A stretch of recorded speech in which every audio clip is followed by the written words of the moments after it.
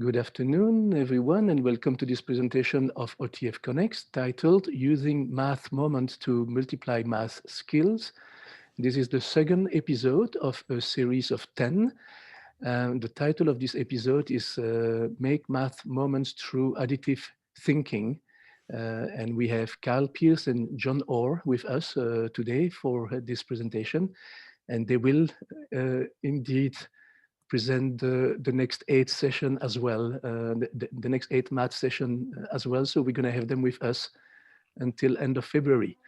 In this episode, Kyle and John will focus on number sense. That's the subject of the day.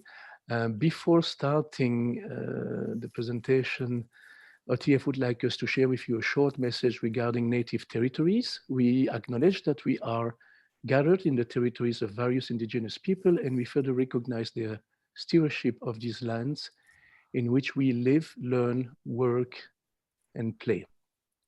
So we have 2 presenters today, and obviously, some of you already know them well.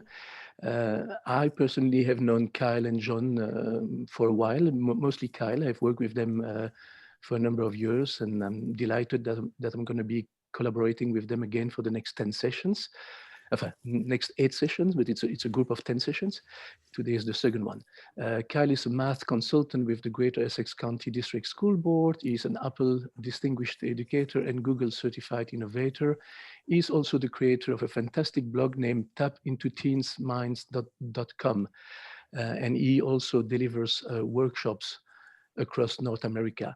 I'm just going to tell you a quick story, a nice quick story about Kyle. Some of you may know it because I've said it in the past, I've told in the past, but it's a while back.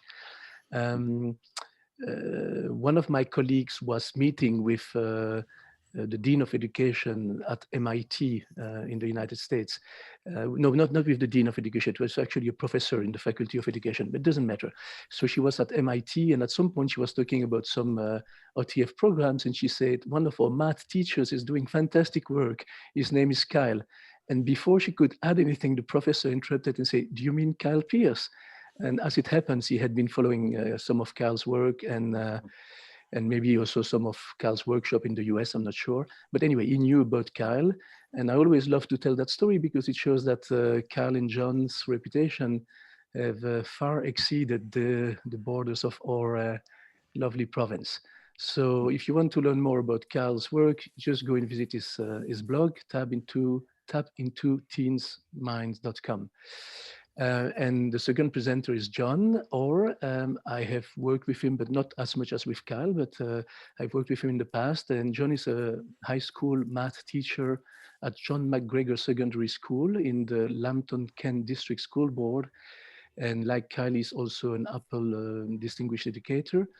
And Kyle and John both share their enthusiasm, and they do incredible teamwork. And I'm sure that you are going to be able to witness that today again. So I'm anticipating that we're going to have another fantastic session, and we have 70 people in the room as I'm talking, and I'm still expecting a few to join us, but I'm going to now let Kyle and John take over. I'm going to stop sharing my screen, and then I don't know, Kyle and John, you can take over. Awesome stuff. Thanks so much Yeah, for we are that excited. intro. Yes, we are excited. Always excited to run sessions here with OTF, and especially with familiar faces like Michelle. So it's great to see you back in action and sort of taking the reins from Lindy from last week. And we are ready to rock and roll. John, how are you feeling today? I haven't talked to you all day. Yeah, I know. Usually we talk quite regularly, and today we have not. But I am feeling pretty good. Just getting home from my classroom, high school classroom, in Chatham, and it's my day kind of looks like now. I think I explained this last week. We're in our classroom, our high school class, with our one class all day, every day for an entire week. So kids are in math class, learning math only all day for an entire week. So today, by the end of the day, you could see oh man, this is, we got one more day of learning math this week, and then they have to go to their next class, which is it's not math. We had something different next week. So, and I'll get them back the following week. But the math tiredness was kind of like coming out, thinking deeply about math every day, all day for a week is building. And I have a senior level, advanced senior level students right now. And even for them, that's sometimes tough. Kyle, how have you been? I see you're in your office and it's as clean as ever. Yeah, exactly. If you want to see what I've been working on lately, there's my whiteboards in the office there. Just a little bit of chaos. It's so organized. It is so organized. I think I have the most organized office at Greater Essex County District School Board. So I'm very proud of that fact. But I am more proud that I get a chance to do some learning with all of you today. We're really, really excited. I know last time, John, we talked a little bit about how we used to teach math. Give folks who haven't been with us sort of a summary of what that looked like, sound like. And then we'll kind of dive right in for today on some of the learning, because we really want to get to the sense making piece today real quick. Yeah. So just as a recap, Kyle and I often share what our classroom used to look like, and me being a high school teacher, was a very traditional high school class. So I want you to imagine like your high school classes from when you were in school. I'm sure it was somewhat representative. We like to share what we were doing in our classrooms for so long. Like I taught a very particular, very traditional way for over 10 years probably before I started making small changes in my classroom that have resulted in the since then big results. And it's important to see where we are in our journey, and then that a lot of us were in similar places, and then how we can say just slowly progress along that journey. And that's why we are doing these sessions, is to share some of that understanding, share some of that knowledge, to see that progression and journey on your journeys too. But my class looked like what Kyle's got up on the screen here. I don't know, Kyle, it went kind of dark a little bit. There it goes. For some reason, it just faded. I was adjusting something. My apologies. No problem. But my class, I don't know, give me a yeah, oh yes, this is what I remember, or totally in the chat. If your math class in school, if you remember math class, it was like you would come into class, the teacher would say, okay, now is our time for take up homework. They'd spend 5, 10, 15, sometimes that turned into 20 minutes of taking up homework. And then the teacher would say, today we're going to learn about blank. And they wrote the definitions, they wrote the formulas, they wrote the procedures, they wrote the algorithms. Because I definitely did that, and say, we're going to learn about this. I'm going to show you exactly how to do this by writing all these procedures up. And then we're going to do 3 examples, 3 exactly. We're going to give 2 that are kind of like very procedural, and then we'll have 1 kind of word problem in there. And then I'm going to give you homework, and those homework looks exactly like the examples. And then we repeat that the next day. Give me a oh yes, for sure. This is what math class looked like. Because this is what I taught like this, because I thought that's the way you teach math class, was following this procedure. I felt like it was in the handbook of math class teaching, is that you had to do it in that particular way. And it wasn't until later that I had learned that, hey, actually we can do this a different way. We can do this in a better way that engages kids in a more productive way by getting curiosity involved, and which is like our beginnings of true learning. So we talked about that last week, and we kind of ventured into something that we've been putting together about a 3-part framework for building better lessons. And then we also kind of talked about specific examples of what that could look like. And so last week, we're in our episode where we're kind of showing you what it could look like. And then our following episodes, like the rest of the 10, is going to be about like, what is the math involved? Like, because we talked about that too, that we want to have a great understanding of math. And that's a necessary component in the framework, is we have to kind of actually understand the concepts of the math behind some of these tasks that we're going to use, so that we're ready to interact with our students on the fly, so that we can create these engaging lessons. So we want to continue that journey with you here this afternoon. And we're actually going to dive into some underlying concepts of adding and subtracting with you here. But Kyle, what else should we recap before we keep going on? Yeah, and also too, I also want to kind of reference a few things I see in the chat. Like some people were saying, like they overwhelmingly, agreed with what you had said about sort of what math class looked like, right? This idea we saw, you went through that. Some people even said, yeah, it wasn't very stimulating, but some people were like, but it was easy for me, and I kind of got through. And those people who feel that way, that's exactly how John and I both felt. Like we both felt like we were math people because we succeeded in that environment. I didn't necessarily like love it. I didn't enjoy doing it, but I was like, I guess I'm good enough at this. Right. But what we realize now is that we actually didn't understand the mathematics. So as a student, I would look at a problem like this and I would go, oh, that's exactly like the problem we did in class. And I was lucky enough to have that sort of, it's not a photographic memory, but it's more or less like I pick up on patterns pretty easily. So I would just mimic what my teacher did. And now, like we did last week, we took this problem and we sort of flipped it on its head. And, we took a tile circle problem that we had looked at in the last lesson. So we had taken that circle and we had kind of shown what pi looked like. And we sort of unpacked some of that sense making that exists. So today, we're going to be diving in. I know it took us a while to get to the what you'll get because we were sort of framing out what this whole series of webinars is going to look like. But today in particular, we are going to be leveraging the curiosity path. We're going to do it in a slightly different way than we did last week. So we're going to really try to articulate that how we spark curiosity can look different than what you saw last week. It doesn't necessarily have to be a video. It doesn't have to be something flashy or tech-based.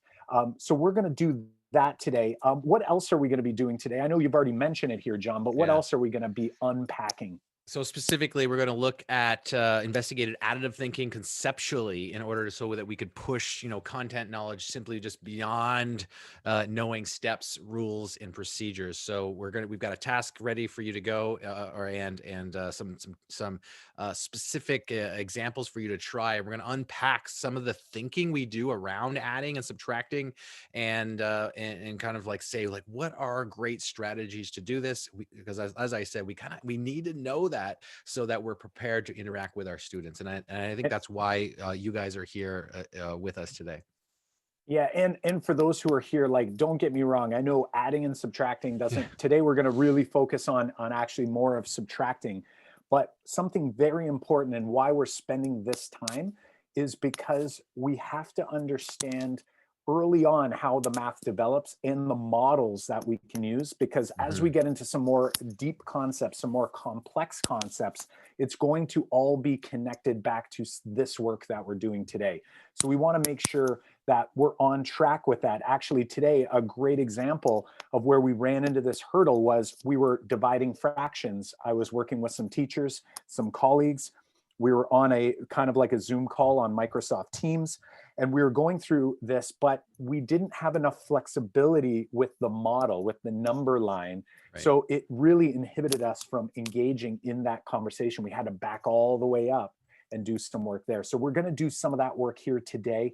And finally, the last thing we want to continue doing throughout this series is either repairing or strengthening our relationship with mathematics. And why I'm saying that is because even myself, who I went through university, I got a math degree, I would argue that I have strengthened and I continue to strengthen my own relationship with mathematics. So I wouldn't necessarily call it a broken relationship, but it definitely wasn't I didn't maximize my relationship. I didn't have a really strong relationship with mathematics. And I want to help you with that as well. John and I want to help you with that. So we're going to get started here. We want to actually get you doing some math.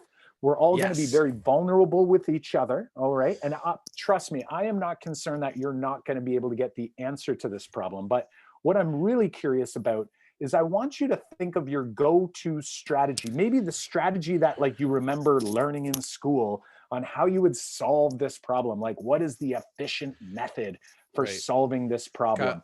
Kyle, I'm wondering, is it worth it to say, how would your students solve this problem? Because I know that the problem you're going to put up on the screen, and I was working with my own daughter on a problem similar to what you're going to show here.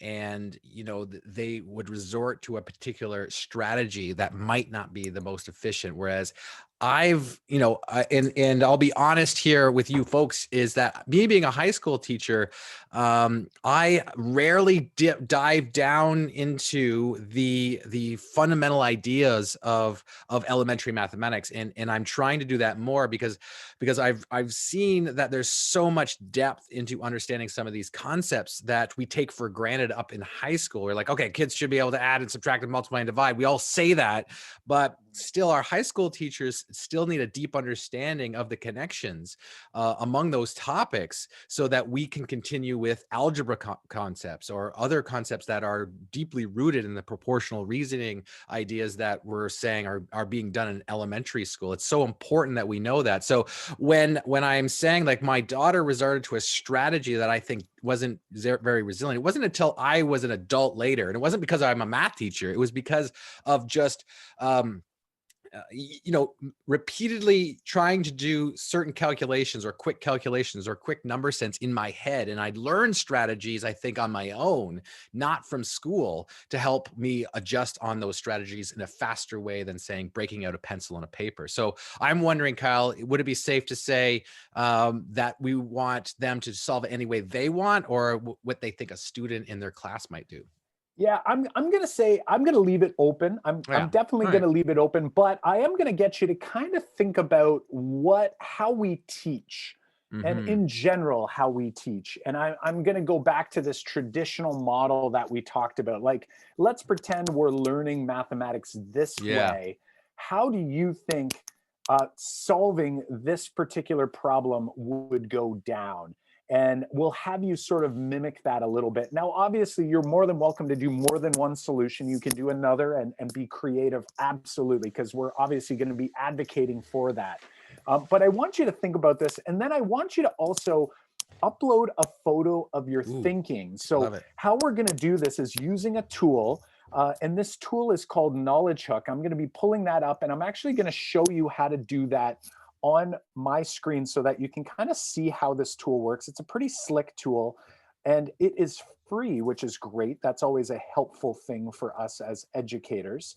But we're going to try this out, and this means if you're going to be doing that, you might want to log into this Knowledge Hook Snapshots that we're going to have you do in a second. You might want to do it on a phone if you have one, or a tablet, or if you have a webcam like we do here, you're more than welcome to use your webcam to take a photo and upload to a new tab in your browser. So what I'm going to do real fast is I'm just going to pull up a new window on the screen, and I'm going to go ahead. I want to pull this this out of here, this Zoom tab here. Let me get that out of there. And what we're going to do is I'm going to go to khmath.com. This is where I'm going to log in. I'll get you. Don't want us to do this, Kyle? You're not going to do this part yet. I'm just going to show everyone how quick and easy it is to run one of these sessions here. We did this last week too. Did we? Oh, geez. I think we did. No, we did. You didn't show us behind the scenes, which is important. I think, which is why I'm saying this is good, because last week we did have our participants upload solutions, but you didn't show them, or we didn't show them how to kind of make that happen. Yeah, and my internet, of course, is going to be very, very helpful right now. I can tell it's one of those wonderful wheel of death scenarios here, the spinning wheel of death. So I might come back to this here. So I'm going to put this back on so you can get to work anyway. And then in a few minutes, you're going to be heading to joinkh.com, and you're going to be entering in the code SIP2234. Maybe John can fire that into the chat. Yep, I will. And again, we're trying to solve this. You'll notice I've set up this problem in a pretty particular way, almost hinting as to, the go-to strategy that we usually teach for subtraction. And hopefully my screen will reload. I might have to hit refresh here on this Knowledge Hook to see what's going on. I don't know why it's giving me such trouble here. There it is. All right, I'm in. All right, so I'm going to open up my class. This is my Make Math Moments class, and I'm going to very quickly, just in the top right, I'm going to go ahead and click Snapshots. This is how fast I can do this on the fly. I'm going to start a new session, and boom, 2, 2, it's 3, awaiting 4. submissions. Now, I'm not going to leave this screen up for you because we're going to be coming back to this after. I'm just going to go ahead and leave this up on the screen for you to solve this problem. Fire up some of your traditional solutions that you typically would think students would go to based on the way that subtraction is typically thought. And then we're going to be coming back to this later because actually I want to make some points about this as we go. So we're going to pause for a moment. I'm even going to shut my mic off and my camera off. We'll give you about a minute, maybe 90 seconds to try to work through this problem, and then take a photo. If you see a big list of names, scroll all the way to the bottom and just click guest. Yeah, and log yourself in as a guest. So a bunch of people registered into this class, even though you could have hit the guest button. So that's just for your class, so kids could just click their name and then type their password in very quickly. So hopefully that will help. And we'll give you, again, another 60 to 90 seconds to work through this problem. So we're going to go quiet for that time so you can think. Just as Kyle goes quiet here, I wrote SIP2244 first as the code. It is incorrect. It is SIP2234. I wrote that right underneath. So if you went to SIP2244, you're in the wrong spot. Just gonna hit exit, get out, go to SIP2234, and then you'll see the guest button. I did it on my phone. It was at the top. So we'll see in about a minute.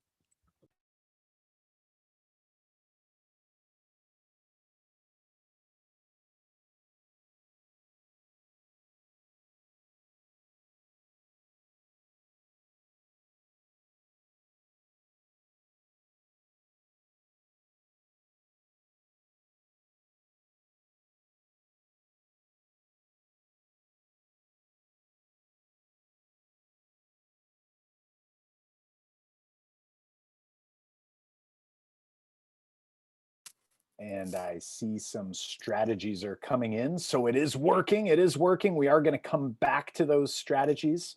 Again, I will leave that open. So if you're still working on them, feel free to carry on. There's no pressure, no stress. We're not trying to rush you at all. But again, as I mentioned, we are going to come back to this after, and we're going to try to tie some thinking up and consolidate some thinking a little bit later. But first off, for those who are new here, you are looking at next to me, I think. On my screen, he's right there, but maybe on your screen, he's over there. I'm not really sure. But this is John Orr. And John's got a couple cool websites. So if you weren't with us last week, make sure you check out MrOr-isageek.com and mathbeforebed.com. Tons of amazing math stuff going on there. But we're not going to re-share all of the goodness there. But just so you know, he's got some pretty cool resources up there. And and the guy that was just talking was Kyle Pearce. And Kyle, like Michelle kind of introduced Kyle in the introduction, he's got a website, tapinteamminds.com. You may have been there before. There are many 3-act math type lessons, problem-based lessons ready to go to use in your classroom. He's also got a website, mathisvisual.com, which is taking abstract concepts and trying to make them visual. Actually, we're going to do a little bit of that here with you today. And I'm not sure if there's any listeners of the podcast out there, but Kyle and I co-host a weekly podcast on math education. If you're a listener, you can throw in the chat there to say, hey, I've listened before. It's always fun to see who's listening. We always talk into the wind, and maybe we sometimes feel there's no one out there listening to anything we have to say. How sad would that be? But we have a weekly podcast where Kyle and I hop on and chat either with each other about what's going on in math education and in providing you some ideas and tips and resources, or we chat with a teacher just like you guys on what's going on in their classroom, and together the three of us would then come up with a strategy on how that teacher can proceed. So it's like kind of a coaching call, and you guys listen in. And then our third type of episode is we chat with the big leaders in math education. We talked with Marion Small and Joe Bowler and Dan Meyer and, Sunil Singh. We've, chatted with, we have, it's hard to say because we have 105 episodes out right now. So it's been over almost 2 years. Next month, we've been running We've done weekly. a lot of talking considering maybe no one's listening. Who knows Right there, John? We just keep doing it because we enjoy it. But Kyle, tell us about the 3-part framework so that we can keep moving on with today's session. Yeah, so we're going to be diving right in here. And again, this is just a quick little recap. Even for those who were with us last week, it's good to kind of keep these things top of mind. So today, we're going to dive in, and we're diving in a little bit differently. The way we're sparking curiosity, I've had you work on this problem. Some of you might be like, why the heck are we working on this? Like, I'm trying to create a little bit of dissonance here. And then we're going to kind of circle back and try to tie up some loose ends a little later. But in this session, we're really going to spend a lot of time, and in the future sessions, we really want to focus in on fueling sense making. We could do all the sparking of curiosity we want, but if we're not fueling sense making from a conceptual standpoint, then it's sort of all for naught, right? Mm-hmm. Like it's almost like you're just trying to, mask what's going on in the background. That original math class that we showed you, it's like it wasn't very inspiring. Well, sparking curiosity, but still teaching in that manner, it's just sort of like sugarcoating it, Mm-hmm. And we want to make sure that the math itself kind of is what we're doing all of this work for. And we'll be talking about some of the teacher moves throughout. So today we're dealing with additive thinking. And I just want to give you a sense, like a lot of people are thinking that, when I'm going through, and holy smokes, my slides are all messed up here, John. It's like they're all advancing automatically. I did see that. I was like, what's you're flying through those slides.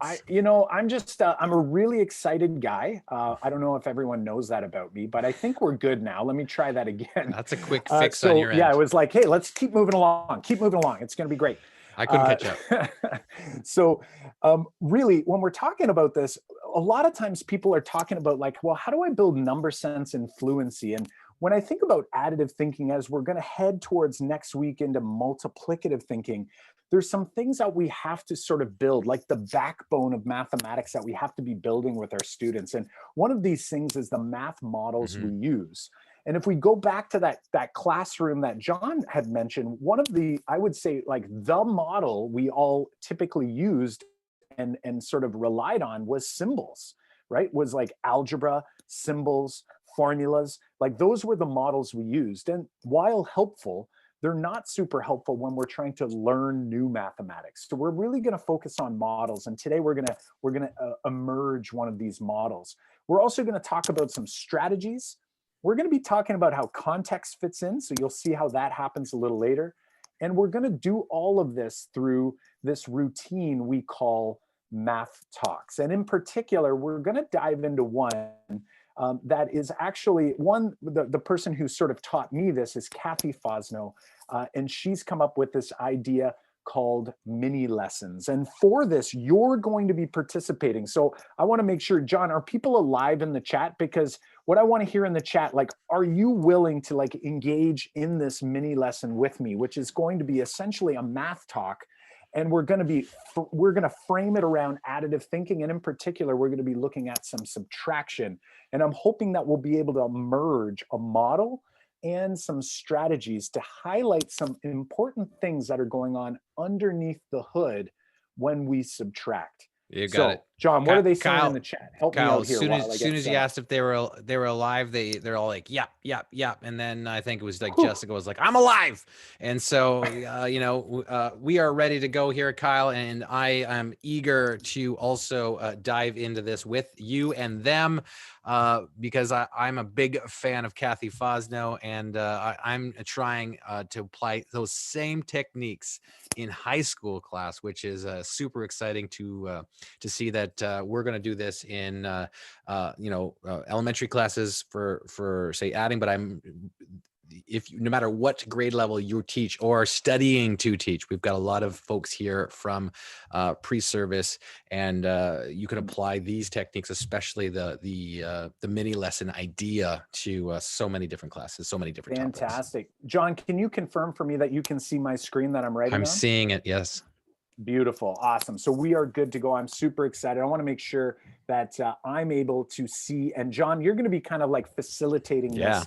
We're going to try to get some people to turn their mics on as well as we go. So the raised hand tool, is that a thing right now? Can they do that? Or is that not a thing? Let me see. I don't think we have that here we're in a meeting, not a webinar. So I think a raise hand is not something we're doing. We can, under participants, they do have it. Okay, so you'll be able to see it. It is there. Perfect. Awesome stuff. So John, you're gonna have to kind of pay attention to two things, it looks like over here.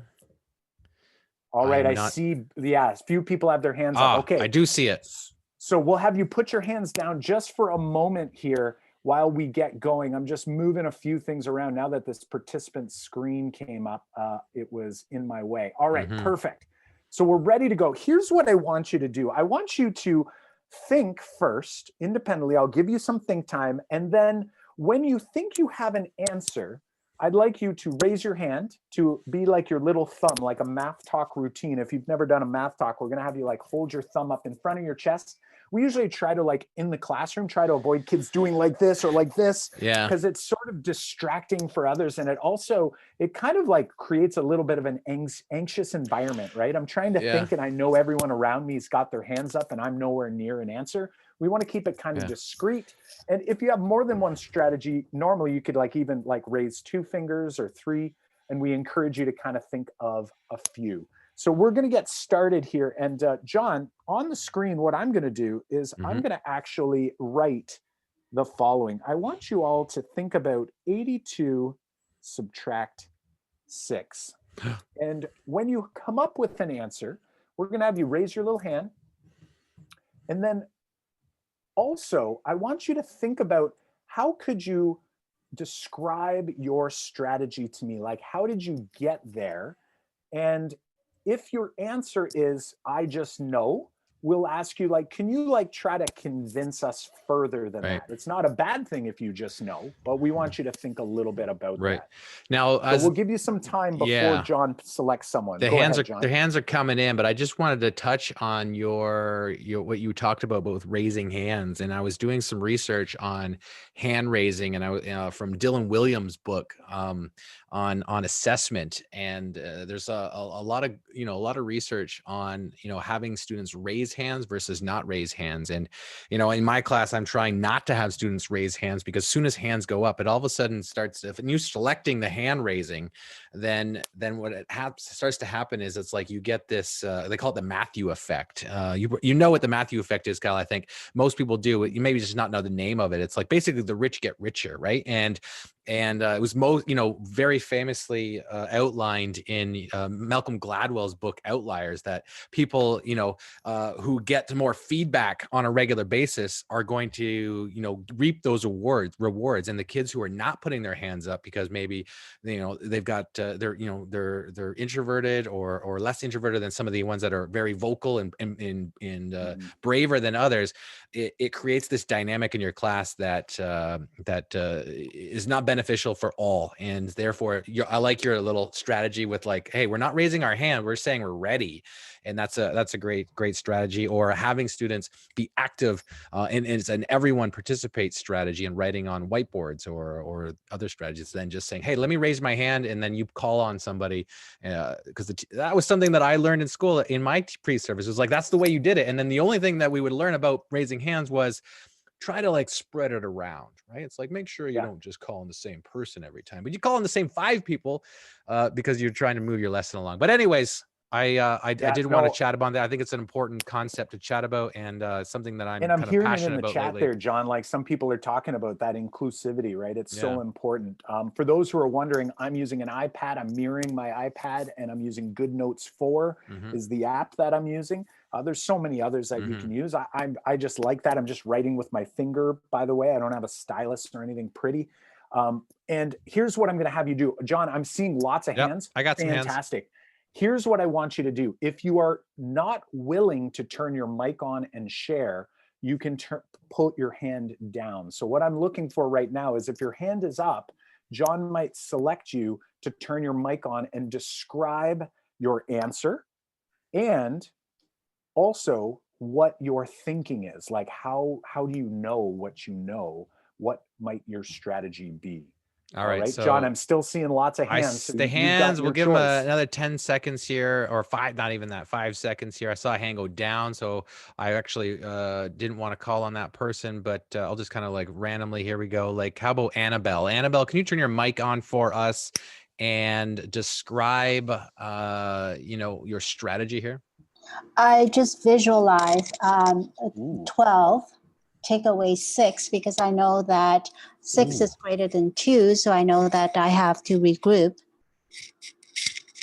So interesting. So you're saying you visualize, you said 12 take away 6. Yeah. And when you did 12 take away 6, what happened then? Like, That gives help us. me 6. And I remember that I've taken a 10 away from the 80. So then that leaves me 70. Super cool. So it's kind of like you basically kind of broken this up and said, okay, well, actually, if I reduce this by 12, now I'm at 70. And if I do that, I've done some of this work over here.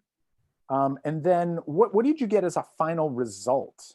76. Final 76. So interesting. So interesting. Now I'm going to go, and I'm wondering right now, if you agree with that as an answer, keep your hand up. All right, I see lots of hands up. Okay, if you have a different solution, meaning you have a different number than 76, I'd like all your hands to go up now if you have a different number. So if you have the same number, your hand's going to go down. This is a little different in a virtual environment. In class, we would actually ask for a student just to put their thumb up. All right. Super cool. I still see a few hands up. So I'm wondering. Now, hang on, Kyle. You want answer or strategy? Right now, what I'm looking for is if anyone has a different answer than okay. 76, put your hand up. A different answer to share. All right. All right. We're 5 seeing seconds. hands We got go 2. down. We got maybe we got Susan here, and we got Annabelle. Susan, would you like to share? Susan, would you like to share your different answer for us? Feel free to turn your mic on. So I'm second guessing myself now, but anyway, I'm eager to hear. So what I did, I just thought about we're at 82, so I took away 2 of the 6, and then I took away another 4, and that got me to 76. Super Very cool. good. Let me go ahead and do this. Let's say, could I represent your thinking on the number line and say, like, you were at 82, you said, and then you said you took away 2, so you subtracted 2, and that got you to 80, and then you subtracted another 4, it sounded like, and that got you to 76. Correct. And you're feeling good about 76 right here? I think so.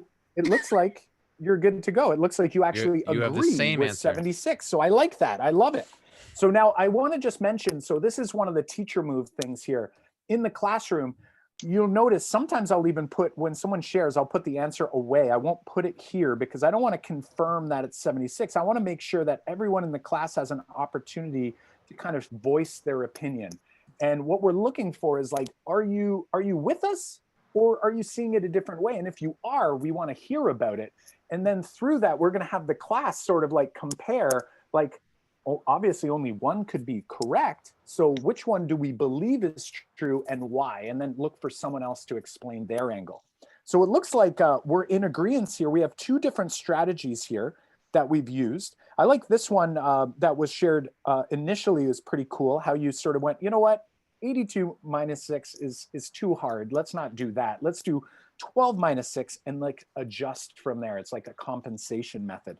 Super cool. Okay, I feel pretty good about this. I'm just going to move this stuff around just a bit. And I want to go on to another problem here. Here's the problem I have for you this time.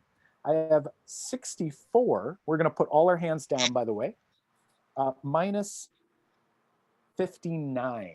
And when you have a solution and you're willing to turn your mic on, we'll have you put your hand up. So this time we're not going to wait for everyone to put them down. If you don't want to respond, that's fine too.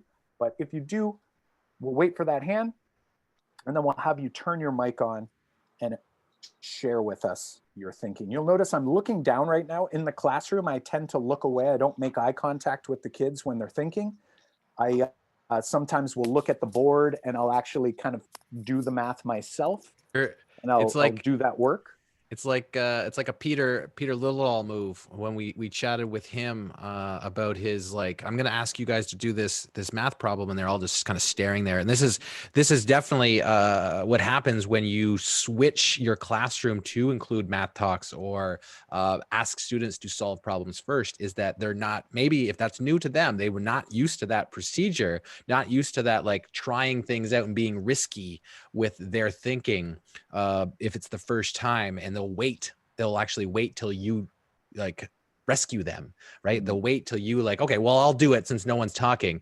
And Peter, Lilledall, researcher out of BC, has got a new book out on thinking classrooms, and he said he actually left the room. He had senior students though, so you can't leave your grade 2 class, but he left the room and said, I'll be right back. I got to do some photocopying. And it's like one of those moves. It's like, I'm not going to look at you. I'm going to pretend to do some stuff over here on my desk, and so I'll come back, even though you're like, I'm just ruffling some papers over here, trying to not look at them because I'm eager to see what they're coming up with.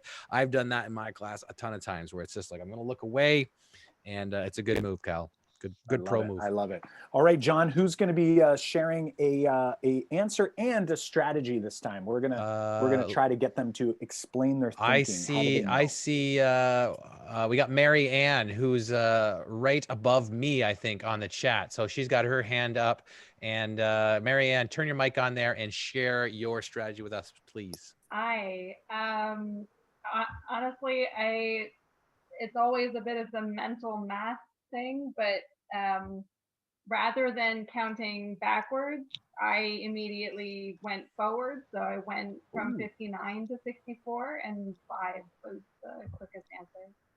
Oh, super cool. I'm going to put 5 over here. Can I see a bunch of hands for those who agree with 5? Agree with 5? We see a lot of people, lots of hands, right? The hands are all coming up now.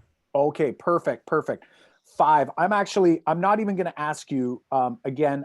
I think because of my audience, I'm not going to do this teacher move where I'd ask for another answer. I think we're all good with 5 here. However, again, in the classroom, I'm going to ask if there's anyone who has something different. We're going to write down all those. If someone says 4, if someone says 7, we're going to write them down, and we're going to have them explain their thinking before we go and actually put that number down. Now, keep your mic on for a second there. John, I can't see the chat. Who was it that we were talking with? It was Mary Ann. Mary Ann. So Mary Ann, can you do me a favor and tell me if I heard you say a few things. So I'm going to try my best to represent your thinking. But again, you let me know if I'm not doing a good job of that, okay? I'm going to try to model this on a number line. If that's 0 way over here, and what I think I heard you say, you were like, I don't want to go backwards from 64. You actually started at 59. I believe I heard you say 59. Yeah. And you actually said you counted up, and you didn't say what you counted by. Like, did you count by ones? There's no judgment really here. Quickly. I think it happened where I'll go to the nearest landmark, maybe number, the kindest number. I can't remember what term you guys use for it. Sure. But so I went to 60 and then I continued onward from there. So it was that was the breaking up of the. So is it fair to say that what you may have done, don't let me put words into your mouth, but what you may have done is you sort of went, okay, I'm going to start at 50, I get to 60, and then it's almost like you're like, well, wait a second, 64 is really just like 60 plus 4. So I'm going to go like 4 more, and now I'm at 64. Does that match or honor your thinking?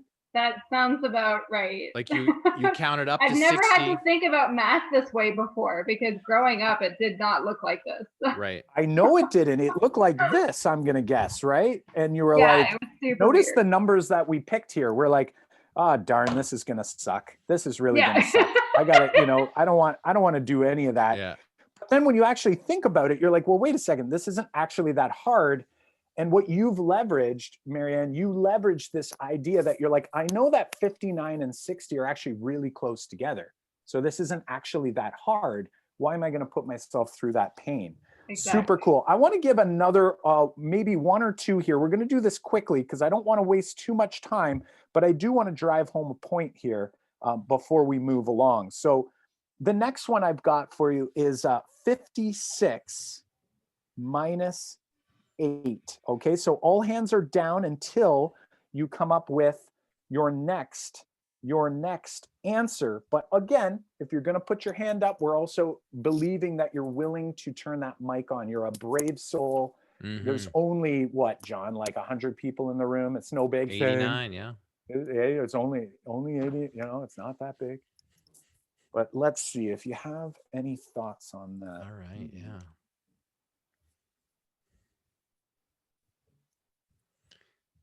Now a question for you, Kyle. I know that you are a pro studier of Kathy Fosno and using this style of math talk with students, especially elementary students. And I'm wondering, in your this is probably maybe why I'm going to ask it, is there's probably teachers out here wondering the same thing, is would you have your so far every question you've asked, you've had one person share a strategy. We had that one person who differed in answer, but then we found out it was the same answer. But then you moved on to the next one once that strategy was shared. At any time have you, or do you, in this particular way you're demonstrated in your plan, in your anticipation of what's coming, would a teacher say ask another student to share a different strategy? That's so great. It's a great, I would argue in the classroom, we're going to share multiple strategies. There's going to be a goal. There's going to be a learning objective that we want to kind of elicit here. So there's things I'm fishing for. Yeah. You'll also notice that I've sort of force fed you this number line. Like nobody said, hey, like I was thinking of a number line and I wanted to, I'm taking what they're saying and I'm trying to interpret their thinking. That's why I keep on asking for permission. I keep saying, is it okay if I represent Marianne's thinking this way? Like, tell me if this doesn't represent what you're thinking. So I want to still make it about their thinking, but I'm still kind of like working my way over here. Now, because we're with a bunch of teachers and we're limited on our time, I'm sort of jumping through these strategies. Like I'm not letting everyone share today because there's a really important point that I want to drive home with these educators. But in the classroom, I'm going to make sure to spend more time and let those students share those strategies. And just to add on to that, before we select one of you to share this strategy, like when I've used this type of strategy in my class, me being, in an older grades 9, 10, up to 12, I have whiteboards around the edge of my room. And when we pose the question, my students are vertically standing in pairs, sometimes groups of 3. Usually I'm sticking to pairs, and they're doing this on their whiteboards. And then when we go to share, everyone can see their solution right there on the wall, and then they can describe that strategy, and then it's quick to move to a different strategy, and it's great for kids to see the other strategies around the room. But Kyle, let's pick one. Are you ready? Yeah, we're gonna pick one, but before we do, I want to address something that I bet is on other people's minds, and this is another quote from Kathy Fosno. She says that mental math means not doing the math in your head, it's using your head to do the math. So when I look at the chat and I see from Pommel, maybe it's like a put together name here, last name, first name. This particular person said, do you have the students figure it out in their head, or can they work it out on paper or whiteboards? I always believe that giving students tools, let them use tools that they need. Now, here's the trouble, or the tricky part is I need to know where students are to try to nudge them. I don't want them counting 1-to-1 for the rest of their life. So I'm going to try to nudge them to try to get a little more sophisticated along the way. But I don't want it to be too much where now they have no entry point. So it's about finding balance. And you only can do that when you know your students. I don't know everyone in this room. So right now I'm just kind of like hoping and praying the people I'm selecting, like that you're with me here. And I'm pretty confident because we're working with educators that will be true today. Yeah. But it's a great question that needs to be addressed. I think to tack on to that question, you know, she says like, I've been doing it orally because they want to resort to stacking and subtracting. So if they're already are using a strategy or an algorithm that's been introduced to them, because this happens in high school all the time. You got kids coming in from different backgrounds. Some know some more than others, and you're trying to run a lesson where it's probably like we're building blocks to kind of get back to the understanding of the mathematics before we can move on. And some students will have more of one or the other. But I would encourage, like, to answer that, to go back to subtracting on stacking at this stage. Be like, okay, well, you did it on your whiteboard right there. This group over here shared their strategy. I'm as you describe those strategies, or Kyle, as you mimic the strategies when kids are explaining it, and you're showing that number line, what's happening is you're that student, or you can make connections to seeing that algorithm there, so that they can start to see the benefit of what's happening around the room. And in the chat, John, like more conversation happening, and it's all great questions. You know, some people are saying things like, should we use a Jamboard to show different ways to solve? And again, this is where I'd want to try to grab strategies from students. I might take a student strategy and try to maybe extend it a little bit, but I just would be cautious of doing too much showing, because again, I don't want to teach the kids the strategy. I want to emerge the strategy through the experiences. So again, there's a fine line between that. I don't want them to just sort of willy-nilly, you know, do stuff and I hope it all works out in the end. But at the same time, I don't want to say like, today we're going to do the strategy of compensation, and everyone's going to do compensation. And hopefully if we repeat it enough times, everyone will do this strategy. We need to put them in scenarios that are going to encourage. So I'm actually really excited because based on the comments, I think what's going to come out when we reflect on what we've done so far is going to be really impactful for those who are in the room. So John, pick that person.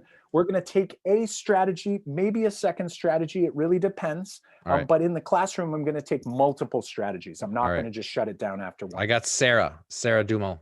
All right. Sarah, can you turn your mic on and share your strategy with us, please? Yeah, all I did was I actually used the stack method and stacked and then borrowed from my tens column.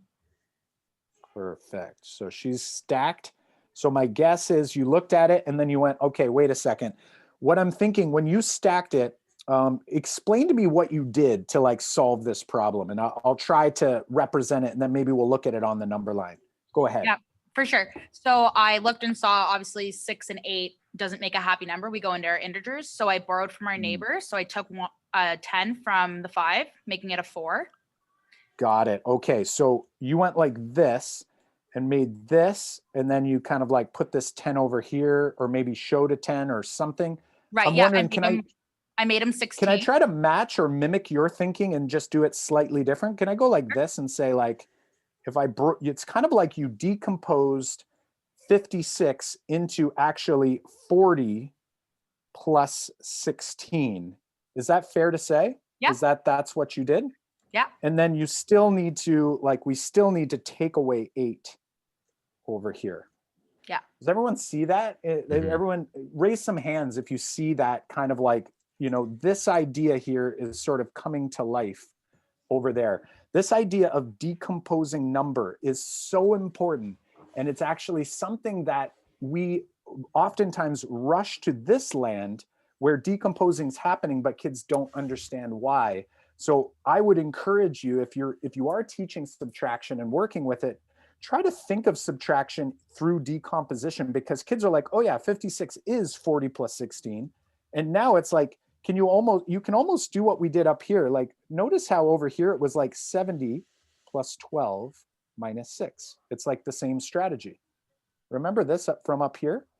And they said, well, I know 12 minus 6 is 6. So it was like, well, I know that 70 plus 6 must be 76. Super cool. So it's like you were doing stacking way up there, but you weren't thinking it was stacking, but it really is kind of the same idea. Super cool strategy. I love it. I'm wondering, is anyone, and actually, what did you get as your final answer? Because I didn't hear that yet. Yeah, no worries. My final answer was 48.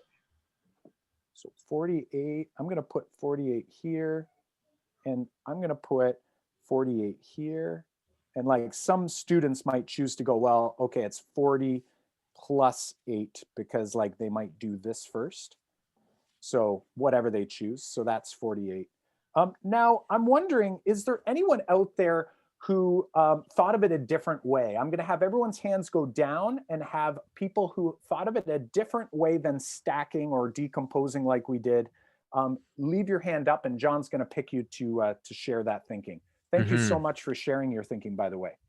All right, so a new strategy coming. Some hands are coming up. Here we go. There's more showing up as we go, but let's go with Marcus. Marcus, can you turn your mic on, please, and share?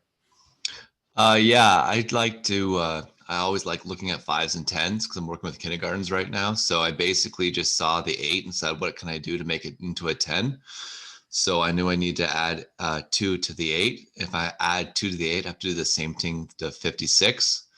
So I just went 56 turns to 58, 8 turns to 10. So 58 minus 10, simple math, 58 minus 10 is 8 or 48. Super cool. Can I model that on a number line here? And you tell me if this suits your thinking. And if it doesn't, I won't be offended because it is your thinking and you can tell me whatever you choose. So we had, it sounds like we had like 56 over here, and it's, and we knew we had to take away 8. And it sounded like to me, what you did is you were like, okay, well, it's 56. So what I'm actually going to do is I'm actually going to bump up by 2 to 58. And then now it's almost like you had to bump up, and instead now we're not going to take away 8, we're actually going to take away 10. And you did a big old jump back of 10, and you ended up with that final answer of, I believe it was 48 as well. Does that represent your thinking, or at least do it justice? It does it justice, but I think I focused first on the 48 because that number was closer to getting to a 10 block, like a 50. So I think I first focused on the 8, making the 8 into a 10. Oh, super cool. So you were thinking like, I got to take away 8. So what I'm going to do, if I need to, it's almost like pretend that what I have there, I didn't draw it. It was like from here to this unknown value is 8, is taking away 8. And you're like, well, that's a little bit harder. But if I then bump this number up, now I can bump back 10, and that would reveal this number that was missing. Yeah, that's more in line. Love it. Love it. And you can see here, like, I hope people are seeing this and realizing like, this is kind of hard work, especially online, to try to understand somebody else's thinking. Especially imagine your students in your classroom, right? These little people who are having a hard time communicating their thinking. Their adaptive reasoning hasn't been developed yet. And I'm sitting here and I'm like just trying to battle through. And if I don't get it, like if you're still going like, no, that doesn't represent, no, that doesn't, then I'll say, you know what? I want to sit down with you after. We're going to keep going, but I want to understand your thinking. So again, we want to reference to the student that we still care about their thinking. I'm just not seeing it yet. And we'll come back to it at a later time. And I'll come back to it. And you have to actually follow through on that. That's the hard part. You can't say, I want to learn about your thinking and then not follow through later. You need to ask that student. So what I want to do is I want to take a quick moment to kind of visualize what we've done so far. We've looked at a few different problems. And I want you to think about these first 2 problems. Like, I want you to notice something here. And in particular, I want you to notice on the number line. And I'm going to clean things up. I'm actually going to use a bright, let's make it a bright blue pen because I haven't used it yet. Essentially here, what we did is we had -6 here on this problem. over here, we had someone who basically added 5 all the way here. And down here, we had someone who basically subtracted 8, but used a compensation strategy to do it.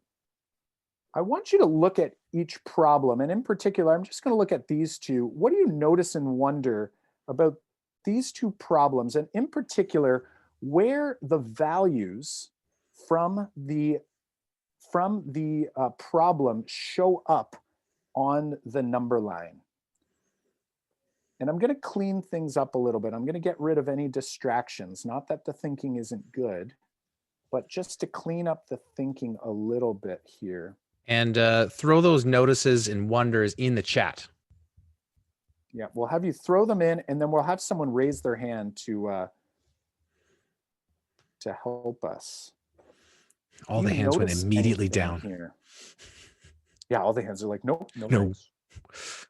Not me, not yet. Not today, my friends. I'm just going to move this here. And I'm going to move this one up a little more so I can zoom in a little more.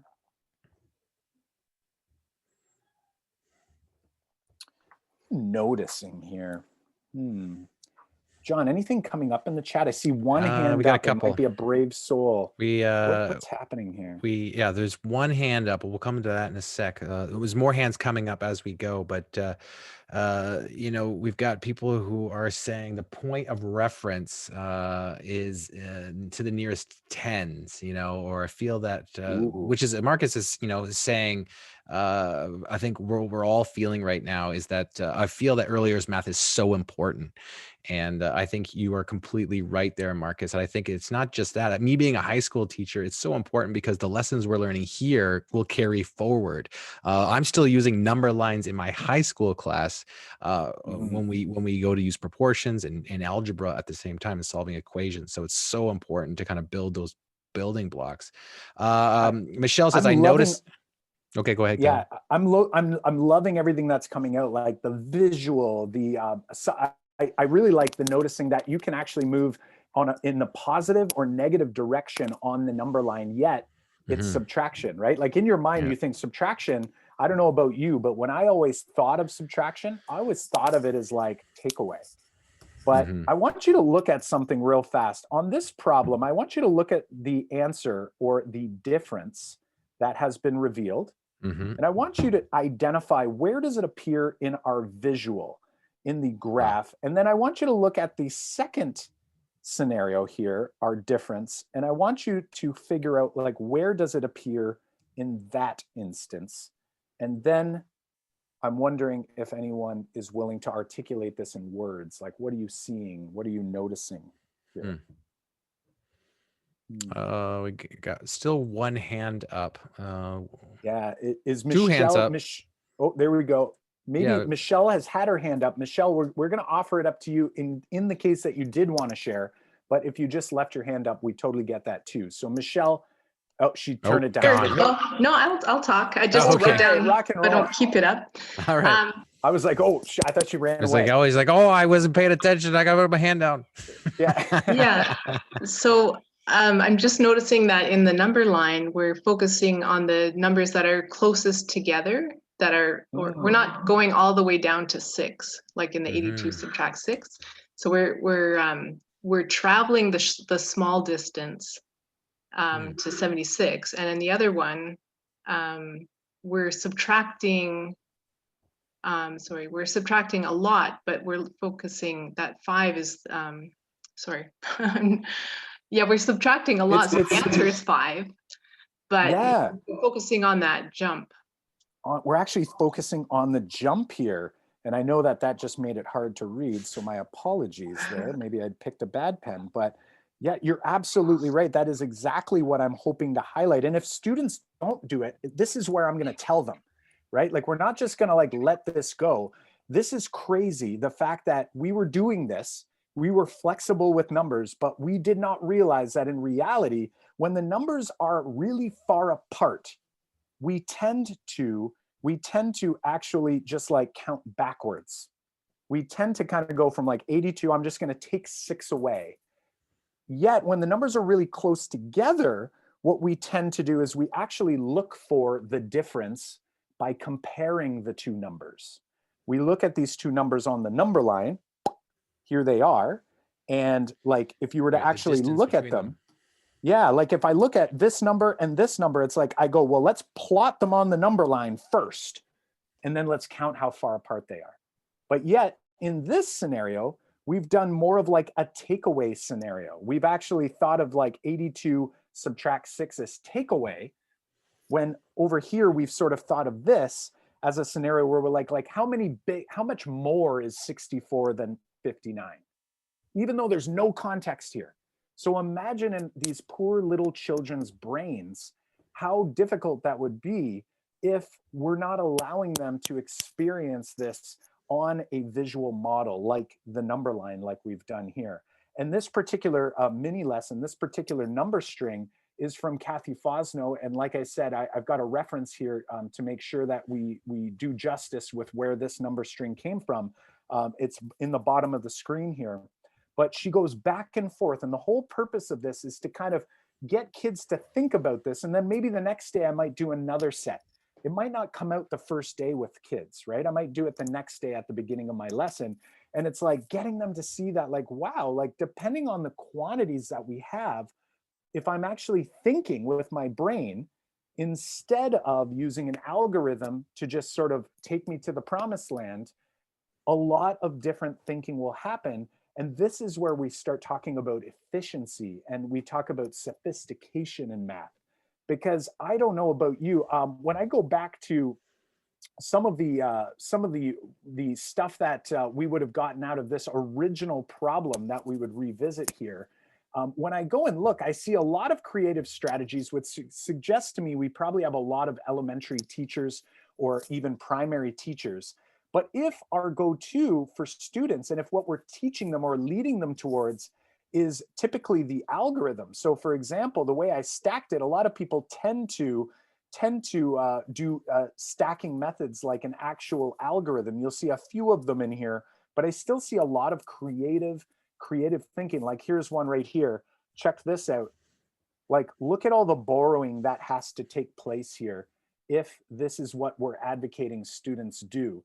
And if I actually go and grab this for a second, if I play my slides here just to kind of model, you know, a lot of students, that's exactly what they would do. They're like, okay, oh, darn, not enough. Shoot, I'm going to go over. I'm just going to borrow from this guy. Oh, darn, shoot. I'm going to go, oh, darn, shoot. Finally, I could borrow one. Okay, I'm going to borrow it. I'm going to bring it back. Now I got none of those. I don't even know what those are, but in reality, those are thousands. Like I just broke up $1,000 bill, if this is money, in order to do this work. This is like, this to me is major. I don't like breaking a 5 if I don't have to. So here we go. I'm over the 10. Oh, crap. Now I got to give one of those away. Oh, crap. Imagine how many mistakes students would make if this is kind of our go-to strategy for teaching. And here's the crazy part. Over these next 8 sessions, as we get more complex, it only gets worse. We set students up with all of these tricks that really, if they don't understand and they don't actually have like any sort of thinking behind, it makes it really, really challenging for them. And I've seen students actually do all of this work. They're like, it's 0002.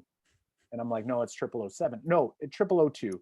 And that's that standard algorithm, when in reality, if I'm thinking flexibly, I see very quickly, it's like, well, actually, they're just 2 apart, right? So we sort of saw that through today's work here. And the other crazy part that we might not realize is that we did this contextless. And you know that we're big fans of context. Like if the context is this, I don't think students are going to resort to a standard algorithm, right? Like they're like, Samir has $1,001. Logan has $999. How many more dollars does Samir have? They automatically go to this comparison thinking. They're not going to go and take away $999. They're like, no, he's got $2 more than me. I'm going to count up or count back. Probably counting up too, because counting back is never fun. Here's the other part. If we teach them to be number pluckers or keyword pluckers, this word right here is going to send, I don't know, I'm going to be generous here and say only 1/8 of your class is going to do this instead, right? And then they're going to do all this work, all this work, all this carrying work. They're going to come up with, oh yeah, it's only 2,000. Like, I wasted a lot of time. Oh, and I did the wrong operation. That's a horrible, horrible thing. So what we want to get kids doing is we want to get them thinking along here. And the only way we can do that is by giving them opportunities to play with strategies and models in order for them to get a sense of what's happening. So what we just did in this particular context is that we're talking about something we call comparison subtraction. I don't know about you, but for years I used to think subtraction was the same as takeaway. So if you are teaching young children, or if you are a parent like I am, and I'm telling my little kids that takeaway is subtraction, then I'm telling them that this right here is not subtraction, because we're not taking anything away. We're comparing two numbers, and the strategy we use is very different. I saw this strategy by a lot of people, which is super cool, this compensation strategy. It's like, look what happens when you use a compensation strategy. I add one to the minuend, I add one to the subtrahend, and what do I get? I just shift my number line. Like, that's what just happened. I went whoop, and I get the same answer. Super cool. If I reword this, I'm wondering in the chat, let's pause for a second. I want you to reword this so that it will introduce a different structure of subtraction. We're gonna pause. I want you to do some thinking here. We're showing you comparison. You can use the same context of money. How could I reword this problem to introduce a different context or a different structure of subtraction? I'm gonna give you a little bit of time here. I'm even gonna turn my camera off so I don't do the awkward look away. I don't wanna pressure anyone out there. Go ahead and give this a shot now. I can't find my Zoom tools over here to actually turn my screen off, so I'm gonna have to play with this a little bit. I have no idea. Top of your screen? It's not there. Oh, here we go.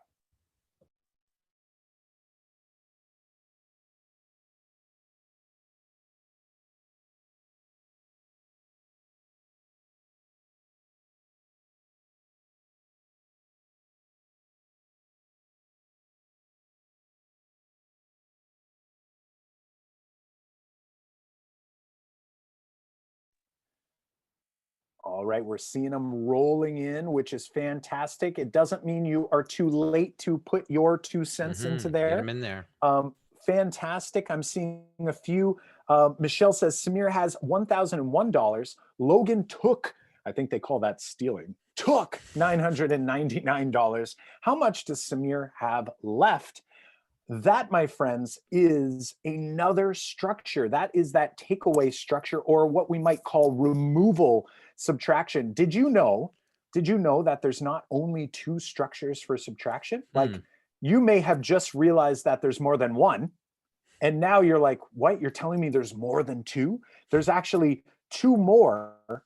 One's called missing subtrahend. Check this out. We're not going to have you do this just because of time, but check this out. I could reword this further to say, Samir brought $1,001 to the mall. When he got home, he had $2.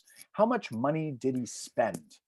Andrea has one just like that. Samir has 1,001 and oh, sorry, where'd it go? I just there it is. off. There it is. Samir has 1,001, which is 2 more than Logan. How much does that Logan is a have? missing subtrahend problem where it's like, I know what I have, I don't know how much I'm taking away, and then I have the answer. This is like an algebraic thinking problem. And then the third or the fourth, maybe there's one in there, I didn't notice it, but maybe John has a keener eye, is the missing add-in. This one's tricky because it's actually an addition problem that requires subtraction to solve. Whoa. When Samir added $199 he spent shopping plus what he had left over, the total was $1,001. It's an addition problem, but in order to find the answer, I must subtract. Or if you're an algebra teacher, you're solving for the missing variable. This is what these look like. This is what kids are doing. And imagine, I never learned there was 4 subtraction types. I never taught that there was 4 subtraction types. So imagine how hard that would be on students. And then when you go into older grades, you get into the junior grades, you get into the intermediate grades, all that we do instead of a question mark is, you know what we do? We just go, that. And we're just solving equations. Here, we're doing it through context, and we're doing it through models and strategies, and we're emerging these things. Now, some of you might be like, yeah, but like, I thought you guys were going to say, like, what about curiosity here? I tried to, and John and I tried to spark your curiosity through the first problem here. Now, that might not work for my students, so we're not going to leave you hanging here. We have actually problems that deal with subtraction. John, we're not going to like go through all of these problems, but I wonder if you can speak to one of them the in gummy our bears academy here. Yeah, like if you check this out, help describe this for our friends here. What's going on in this particular problem, and then we'll share out the links and resources. Yeah, so in this particular problem, which you can access the videos and the resources that goes with it, we'll share that link in. But this is we call them problem-based lessons, but sometimes they're called 3-act math tasks. Sometimes they're called kind of notice and wonder tasks.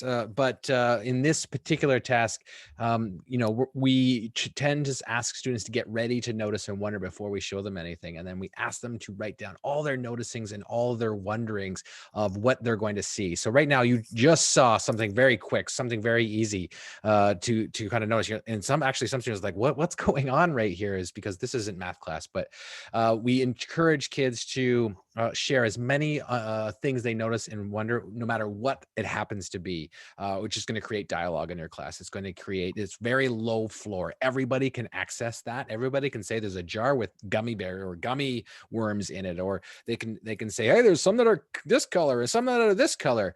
But that lowers the floor so that everybody can step in, and then we can then turn it up a little bit after that. So in this case, you know, we write them down, or we share them out, or we do a think, pair, share, which always really works well to generate that discussion with like what they noticed and what they wondered.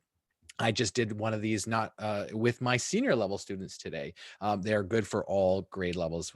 We've used them from grades. Kyle, you've done this with kindergartens all the way to grade 8. I've done these with, you know, grade 9s all the way to grade 12. So this particular one is great for what we're talking about here, in addition to subtraction here. So after we share out our noticing and wonderings, usually what will happen is I like to go through the wonders, like how many are the worms full size or cut in half. And I like to ask my students back questions like, what wonders are quantitative answers? Like which wonders are going to have like number type answers? And we can go through and star those, because we're going to spend time thinking about how to kind of answer some of these. So like obviously how many is a number type answer on the screen there. We've got the chances of yellow and green. Well, chances, that's going to have a number type answer, like unless we're going to talk about words like good chance versus bad chance. There's another, I wonder how many gummies would fit in my mouth. You know, somebody's going to say that for sure. How many more fill the jar? And we could settle on one, but the very important part, I think this is where some teachers, when they see this type of problem, they think they're gonna have to pick one of what the kids come up with. And what happens if the kids come up with something that doesn't help me explore the topic? And that's a very important kind of, sometimes we miss that. But if your wonder, if your learning goal that you want to bring forward isn't there, we add it. It's like, we can settle on the one that we want to, and it looks like they developed it, but we actually knew which one we were going to go with the whole time. And the one we're going to settle on here is how many gummy worms are there? Like how many do we have in the jar? And then that leads us down this curiosity path. Like we generated a whole bunch of curiosity. Now we're ready to make some estimates, which still keeps the low of the floor really low so everybody can get in here. And so what are some estimates? Like give us some estimates in the chat right now. But I'm seeing Michelle saying 25. She was like, boom, got it. I wonder if Michelle was here with us last week though, because when we estimated last week, Cal, do you remember what our class rules are? Yeah, we try to get that high and low going, right? Like something that you know is like unrealistically low, something that's unrealistically high, and then we even try to like push them on that and say, how risky can your too low and too high be? Patrice said 1 and 100. He's like, there. between 1 and 100. I'm going to push on that, Patrice. More I'm than gonna 10, say, less I think than you 40. could be riskier. I see more than 1 on there, and I definitely see less than 100. Can you bring it in? Can you kind of push those together? So we've got lots of estimates rocking here. So lots are coming in, and then we ask our students. So our rule is 3 numbers. You pick a too low, you pick a too high. You try to be risky with those, and then you finally settle on your best guess. And so some best guesses I think are coming in right now. We got 22, we got 13. We actually got a pretty good range here. 25 gummies. Somebody's asking, like, are they all the same size? I want clarification here, guys. So we need some more information, which is actually great. We want to hear questions like that. We want to, because it starts to say which students are developing strategies in their heads and which are looking for more information, because that's the next step. Like we did last week with our circle problem. We asked for more information, or what information would we want to know here? So after we got an estimate, Kyle, I think what we're ready to do is show a little bit more info.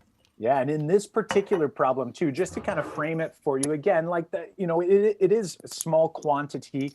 We're not worried that you're not going to be able to come up with the answer to this particular problem.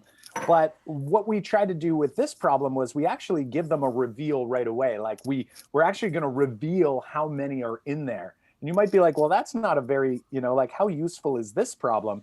But it's only just begun. So as we're counting these out, and usually if I'm in a class, I've been in kindergarten where kids are like 1, 2, they're counting them out together, and it's really great to see how excited they get.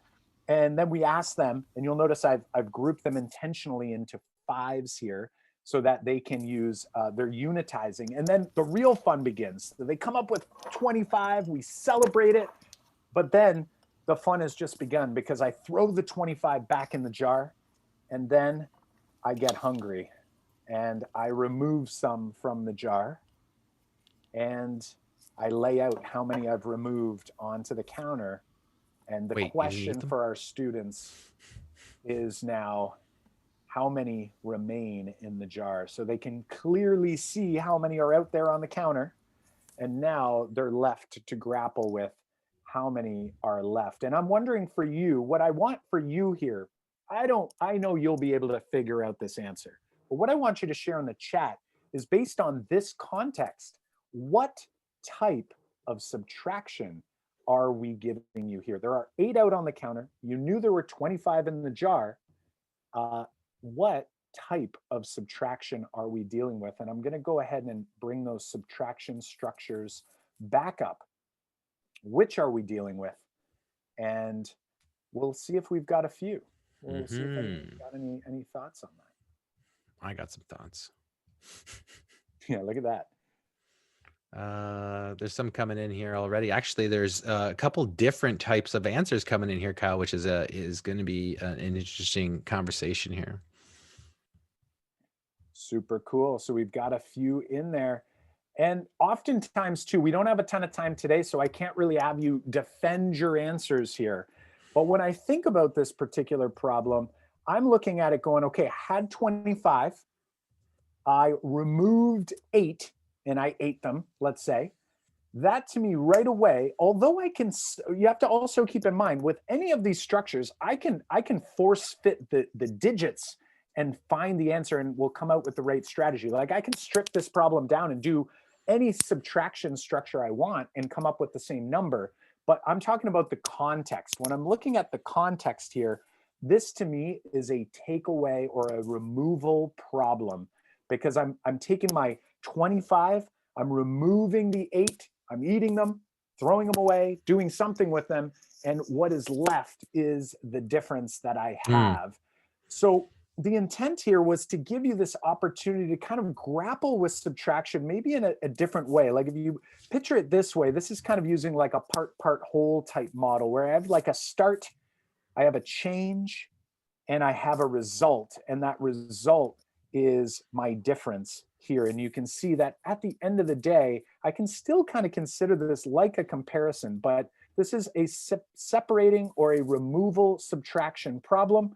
And again, if we go to the number line, like what actually happened, again, where we see the change is on that number line. Typically, people would actually count back 8 instead of going to 8 on that number line. And what we want to make sure that you're aware of is that not only do we have a video that will actually unpack this and kind of prove it to the kids so we can double check the answer and find, hey, there's 17 left, but we also have a full unit that goes with this subtraction problem to help you work through different forms of subtraction. So if you see this link here, we're going to be sharing this with Michelle after the session here in just a couple minutes. But when you go into the website, we actually have a multi-day unit that you have open to access. The only thing that is inside of our academy, which is a members only area, the only thing that's in there is the teacher guide, the specific teacher moves, but you can access all of this on your own, including some math talks similar to what we had done today. We've got the prompts in there that you can use with your students, and we even have some purposeful questions along the way. So you can kind of see me floating through. This is day 3, where we have some purposeful practice for them to work on, and everything inside of there, all wrapped up inside of the academy. So again, these tasks are open for you to check out. We also have a curiosity search engine that will search the web for other types of problems. So if you're looking for subtraction, you type in subtraction on that page and you will be good to go. Something you'll for sure find out is you'll find Graham Fletcher's eggs hey, question. Red, can you give me some eggs, please? Sure. Where I can't even remember the name of the task, but we'll share the link. I think it's called Humpty Dumpty is this one. So some eggs are broken. You're going to see how many are actually broken. There were 9 in the carton to begin with, and this is how many were saved. And you get the kids solving this problem using strategies, and you get some visuals to go with it. So all that to say, you can find all kinds of problems like this and many more in the search engine that you see up on the screen. And John, I think we've got to quickly wrap things up. I think we got to wrap things up, Kyle. We flew through this hour and a half, just like we did last week. And I'm sure we will do again next week for our 3rd session, but come back on next week for our 3rd session out of 10, like Michelle had said right at the top here. We got 10 to do. Hopefully we have done what we set out to do. There was a couple things we did set out to do, right, Kyle? One of our things that we said we should be doing is sparking curiosity through the curiosity path. We didn't talk a lot about the curiosity path here today, but we did last week, and we will in the future times.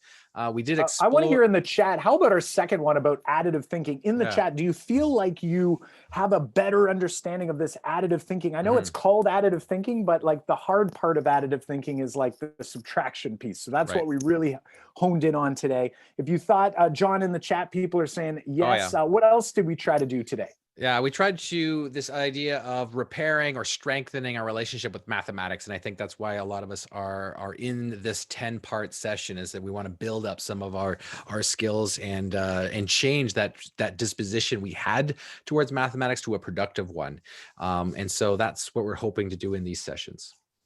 Fantastic. And keep in mind, next week, we're going to be hanging out around multiplicative thinking. The thinking only gets better. Like if you thought subtraction was cool, wait till we get to additive thinking and start working through some of these concepts that I know I didn't really understand when I was a student. I just sort of mimicked, and they're only new to me. I know John feels the same way. I'm sure many of you feel the same way. What we're going to do is we're going to have Michelle end the chat or end the session, but we're going to have you share in your chat a big takeaway, because we're actually going to give someone an academy membership for you to check out inside the academy, but we're going to have him wrap up the session. We'll pick our winner after. We're going to randomly select a big takeaway from the chat. And for those who are really curious, feel free to grab a 30-day trial of the academy, where you can, again, the tasks are wide open. You can use them all you want, but the teacher guides are inside the academy. So feel free if you want to have a snoop around in there. And again, we will pick this afterwards. So we're going to turn it over to Michelle, and then we will pick after he's done and stops the recording to get one of you to walk away with an academy membership. Perfect. Thank you so much, guys. I don't know if you can see me. You can. Great. Perfect. and to the participants, I just want to say you have time. I'm going to talk for a few minutes, so take your time to write your responses and your suggestions in the chat box. We have plenty of time. I was thinking during the presentation about a math problem myself. If you take 30 plus 30 plus 30, that makes 90. If these are minutes and we are with Kyle and with John, how come does it feel like 60? I guess time flies. Like we spend an hour and a half, and it's like we just spent an hour with you guys. So thanks so much. It's really great. Fantastic. I'm gonna just share my screen again for a second. If you Yep, I think you can cut me off. So yeah, go for and it. I'm gonna try to do that. Yeah, okay, perfect. So I think you should see my screen right now. We can. Excellent. Okay, I just want to see if I can get my chat again. Yes, here it is. Perfect. I'm just learning to use Zoom because it's only my 4th time. I just want to let you know, I first want to thank really Kyle and John again. Absolutely fantastic as usual. And if you get ever bored with your day job, I think you guys could do stand-up or something like that. You would be fantastic. It was really, really good vibes, you know, and the exchange between the two of you, the way you pass the baton and all of that is fantastic. I just want to tell everybody that you will receive tomorrow a follow-up email, and all the information shared today will be in the follow-up email, so you don't have to worry. There will also be a link to an evaluation survey, and we really would like you to answer this feedback questionnaire. You can do it today if you want to grab the link right now. You can do it tomorrow because it helps us to improve the webinars at OTF. And you will also receive a link to the recording of the session. I also want to let you know that we have many more sessions coming up, and we have another 8 with Kyle and with John. We still have 2 in December, on December 3rd and December 10th. Then we have 3 in January, on the 14th, the 21st, and the 28th. And then we have 3 in February, on February 4th, 11th, and 18th. So please keep your Thursdays open. Keep your Thursdays afternoon open because we have still a lot of things to discover. And yeah, it's going to be really exciting. And I really look forward to all of you coming back with us on OTF Connects to, yeah, to discover these 8 future episodes. So Kyle, go ahead if you want to add some more things at this point. Fantastic. Thank you so much. You're such a great host. I know Lindy and both you and Lindy are great. And we love doing these sessions. So John, I'm going to have you turn to the chat there, my friend. I'm seeing lots of great reflections. I am too. Go ahead and I'll let us random. know here. Usually what I do is I'll just scroll up and down, and then I just point to one. So I scrolling, and then I'm just going to point to one that pops up here for all those folks who put in their big takeaway. So I'll kind of do a flick and then point. What you got? I got Vanessa Renault. My biggest takeaway is that I can repair my bad relationship with math. And in fact, I am looking forward to it. Today was fun. I have never seen math as fun, and this is changing. I hope to do this for students now. That's fantastic. Yeah. We are so happy for you. Thanks so much. On the count of 3, Vanessa. We're all going to do one clap together for Vanessa. 1, 2, 3. Awesome. I trust that you all did it wherever you are. I know it's delayed, but that's all right. Vanessa, I put in an email address there for you to get in touch with us. John's writing your name down, and we will get you all hooked up. But like I said, for everybody else, feel free to go and snoop around in those tasks areas. You can go check it out and dive in. The tasks, I'll put a quick link to those right in the chat. And we are going to pass on all these links to Michel, and he will be getting those out to you by tomorrow. So, my friends, we hope to see you all next week. John, yes. Yeah. Until next time, my friend. All right. Yes. Awesome stuff, everyone. Thanks so much. Take care. Okay. Have a good night. Stay safe, everyone. Fantastic. Thanks, Kyle. Thanks, John. Really, really great. And I also want to thank you all for your participation, lots of participation in this fantastic webinar.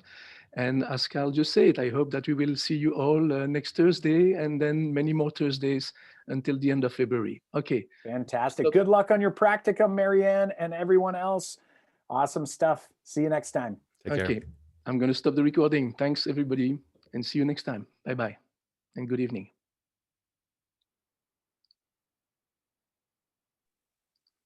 Wait a second. Still discovering Zoom. Or do you stop the recording? Here it is. No, I'm sorry. Okay, here it is.